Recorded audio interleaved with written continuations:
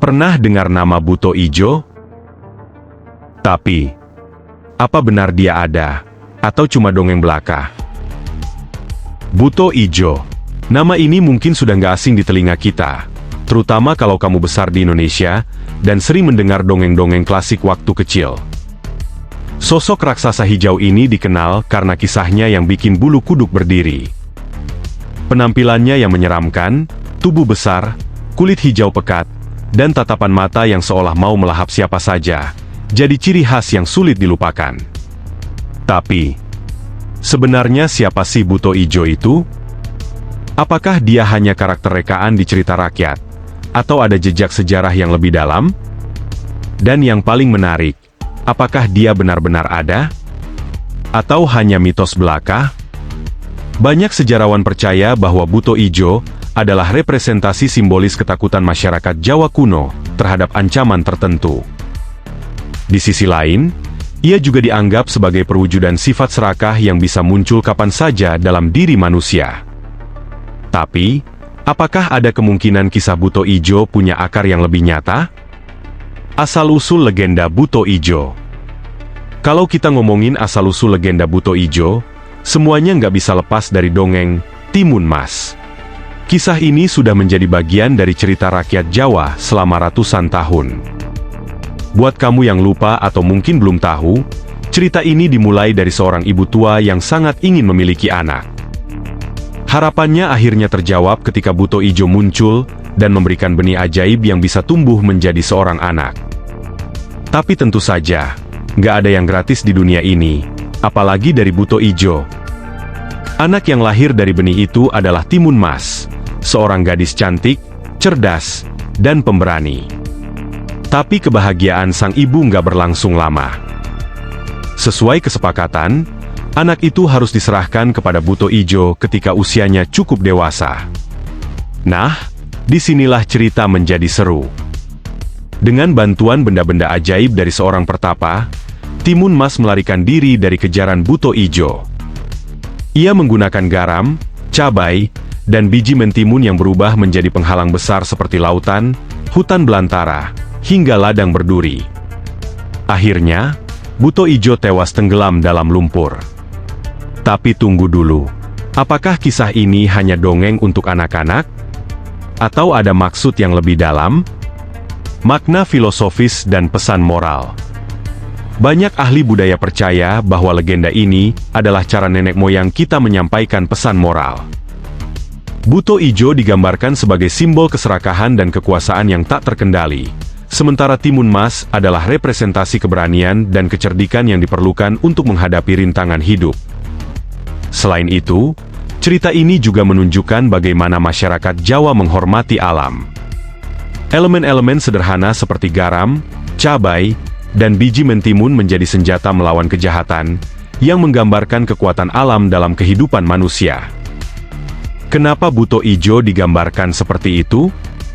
Pernah nggak kamu bertanya-tanya, kenapa si Buto Ijo digambarkan sebagai raksasa hijau yang besar, serakah, dan menakutkan? Ternyata, sosok ini punya makna filosofis yang menarik.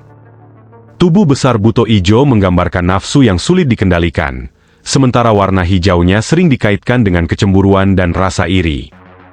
Dalam kehidupan modern, sifat-sifat buruk ini masih relevan, seperti rasa iri atau keserakahan yang sering muncul di tengah persaingan.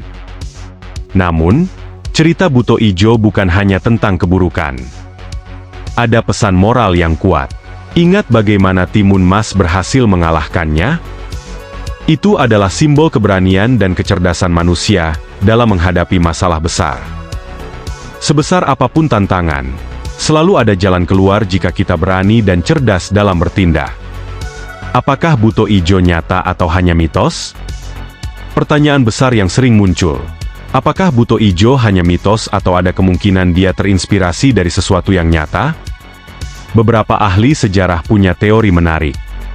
Salah satunya adalah bahwa Buto Ijo mungkin merupakan ingatan kolektif masyarakat Jawa tentang penjajah asing di masa lalu. Tubuhnya yang besar dan menyeramkan bisa jadi simbol dari rasa takut terhadap kekuatan luar yang mengancam kehidupan mereka. Ada juga teori yang menyebutkan bahwa sosok buto ijo terinspirasi dari hewan besar atau fenomena alam yang sulit dijelaskan. Seperti buaya besar atau ular raksasa yang mungkin pernah hidup di hutan-hutan Jawa. Warna hijau dan tubuhnya yang besar mungkin adalah interpretasi masyarakat pada masa itu. Selain itu, ada pandangan spiritual yang percaya bahwa buto ijo adalah makhluk gaib yang benar-benar ada di alam tak kasat mata. Dalam tradisi Jawa, ada konsep tentang makhluk besar yang tinggal di hutan, gunung, atau tempat-tempat angker lainnya. Bisa jadi, cerita buto ijo lahir dari pengalaman mistis masyarakat. Saudara, buto ijo di dunia. Yang menarik, sosok mirip buto ijo ternyata nggak hanya ada di Indonesia. Di berbagai belahan dunia, ada cerita tentang raksasa menyeramkan yang membawa pesan moral serupa. Di Eropa, ada ogre, makhluk besar dan menakutkan yang sering muncul dalam dongeng seperti Jack and the Beanstalk atau Puss in Boots. Sama seperti buto ijo, ogre juga digambarkan sebagai makhluk serakah dan berbahaya. Di Jepang, ada oni, raksasa bertanduk dengan kulit berwarna merah atau biru yang sering menjadi pembawa malapetaka. Meski menakutkan, oni kadang-kadang juga digambarkan sebagai penjaga kuil, mirip dengan buto ijo yang punya sisi moral. Di Amerika Latin, ada El Cucu, makhluk yang digunakan untuk menakut-nakuti anak-anak agar patuh. Meski bentuknya berbeda, fungsinya mirip dengan buto ijo sebagai simbol ketakutan sekaligus peringatan. Kemiripan ini menunjukkan bahwa manusia di seluruh dunia punya kebutuhan yang sama untuk menciptakan tokoh simbolik yang merepresentasikan rasa takut atau pelajaran moral. Relevansi buto ijo di zaman modern. Kalau dipikir-pikir, buto ijo bisa jadi cerminan tantangan hidup di era modern. Keserakahan dan amarah, dua sifat utama yang digambarkan buto ijo, masih sangat relevan dengan kehidupan kita hari ini.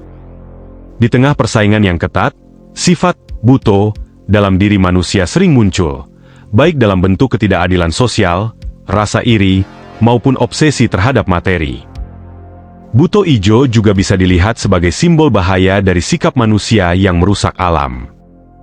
Dalam cerita rakyat, ia sering tinggal di hutan atau gua, tempat-tempat yang dianggap angker dan harus dihormati.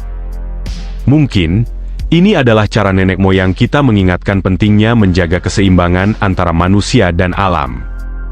Sayangnya, di zaman modern, tempat-tempat ini sering dirusak tanpa memikirkan dampaknya. Buto ijo dan budaya pop. Cerita buto ijo juga punya potensi besar untuk disampaikan kembali kepada generasi muda. Dengan kemajuan teknologi, kisah ini bisa dikemas ulang dalam bentuk animasi, video edukasi, atau bahkan game. Pesan moralnya tetap sama, pentingnya keberanian, kecerdikan, dan pengendalian diri. Selain itu, cerita rakyat seperti buto ijo adalah warisan budaya yang menghubungkan kita dengan akar tradisi. Dengan menceritakannya kembali, kita bisa menemukan makna baru yang relevan untuk masa kini dan masa depan. Akhirnya, apa makna buto ijo untuk kita?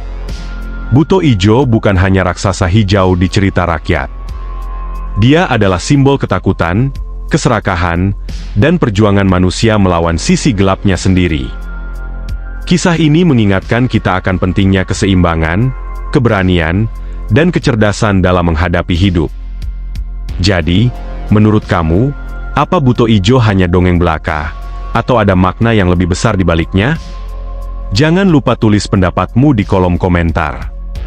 Dan seperti biasa, jangan lupa like, subscribe, dan nantikan cerita-cerita seru lainnya di sini.